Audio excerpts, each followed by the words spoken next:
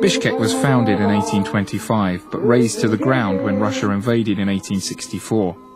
When Bishkek became part of the Soviet Union, its original identity was all but lost when the communists renamed the Kyrgyz capital Frunze. The people of Bishkek have fought hard for their own birthday party.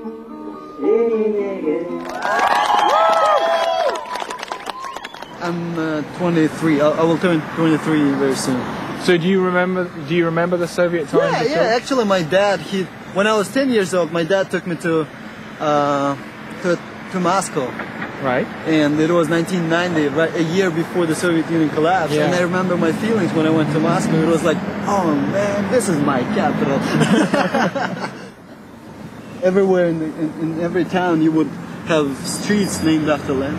There's a trick, for example. You can joke with somebody. You can say, for example, you ask me where I'm from. I say, hey, I'm from Bishkek. And you say, yeah, I'm from Bishkek too. And so oh, all right, where are you from in Bishkek? You say, Lenin Street. Like, okay, because there's definitely one Lenin Street. And then, oh, okay, which school did you go to? You say, Lenin School.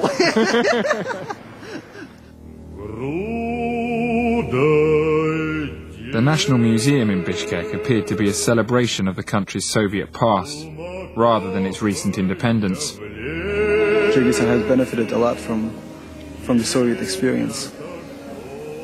You know, schools, industry. People don't seem to have the same dislike or distrust of the old Soviet Empire that they do elsewhere in the former Soviet Union. No. I mean, we're quite tolerant to our Soviet history.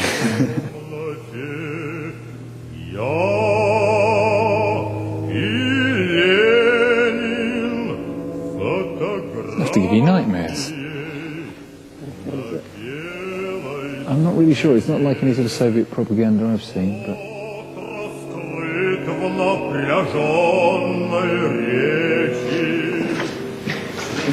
It's an American sitting on a missile. And it says... What does it say? No more Hiroshima. So clearly Americans here are portrayed as evil in the world. Yeah, it's not the most positive image of America, is it? No. It does look a little bit like George Bush in a way, doesn't it?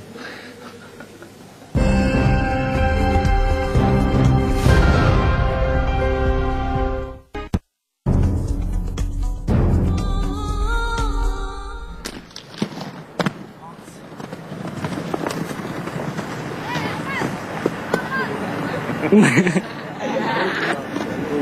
you like ganja? Do we like ganja? Ganja. No, that is not a question I was expecting to hear. Rollerblading in Lenin's shadow. Yeah. It's very socialist. They're socializing.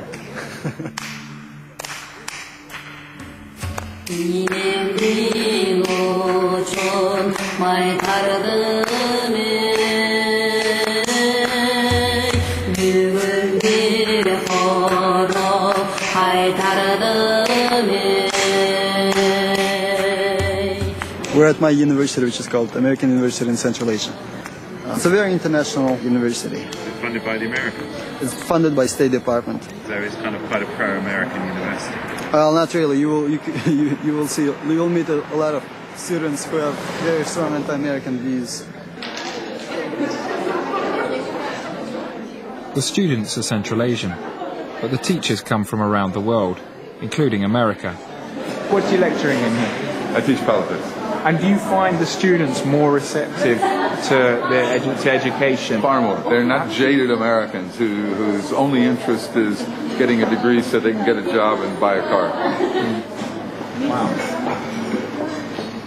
The university is in the building that used to be the Communist Party headquarters. Stalin apparently was right there, or some people say was there. I don't know. After we got the building, there were some people who were suggesting that these be painted over, and that was resisted mainly by the Westerners were really up in arms about that, the foreigners. We were then taken to meet some of the international politics students. It's all right to have thoughts about things without checking with other people, right, Nadezhda? Isn't that what you learned in high school in the United States? Jesus Christ. Sometimes. Most of the students here spent a year in the US as part of their course. They would ask about the Soviet Union, about the new Kyrgyzstan, independence. Did they know where Kyrgyzstan was? No. They would call me Russian, actually. Were you offended by that? No. Well, you can't be offended when a person is kind of stupid, you know. And how did your views of America change by the time you'd finished your period of study in the country? Well, the view comes from the movies, from MTV and all that stuff, and from magazines. That was the view of America, the show.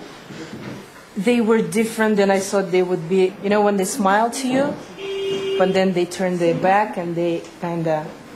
Two-faced. Two-faced, exactly. What do you think about the possibility that this region is now becoming part of a new great game? Recently, the Chinese government gave a lot of money and uniform and cars for policemen. Well, of course, they're going to be used against popular movements and so on. And the Russians gave them as a gift to the government. Well, that's exactly it.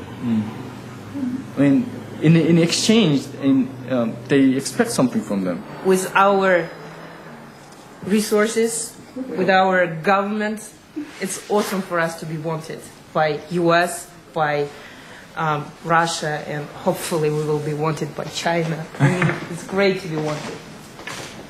All right, you've got to go. Yeah. Thank you very much. You're welcome. Bye. Did you get this picture here? This is clearly Osama bin Laden. Saddam Hussein sitting on his knee. And this looks suspiciously like George Bush with a smaller George Bush on his knee. And we're in the American University, which is funded by the US State Department. And when they see that, was funded by the US State Department.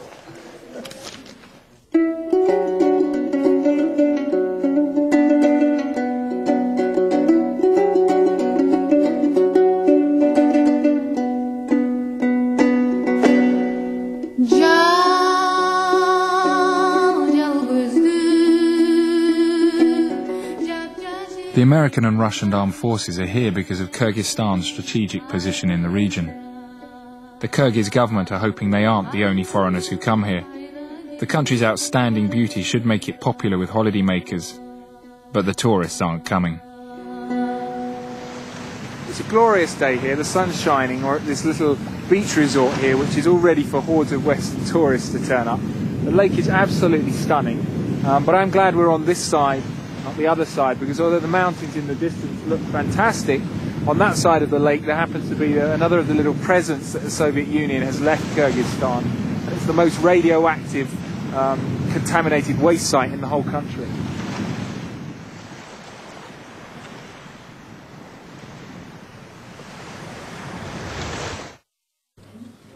There's been a few developments in Kyrgyzstan since I was there.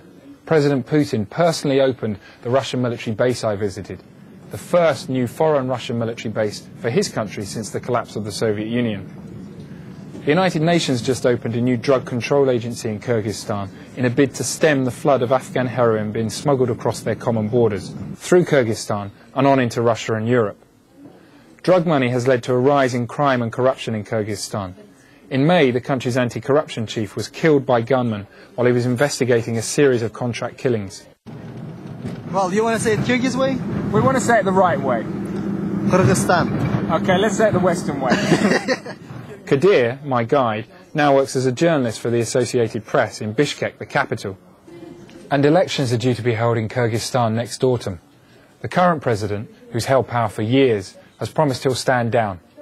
But we'll have to wait and see if that actually happens. There's more about that programme and the stands on our website, cbc.ca/correspondent. You can write to us by email or via the website. Thanks for watching. I'm Simon Reeve. Good night.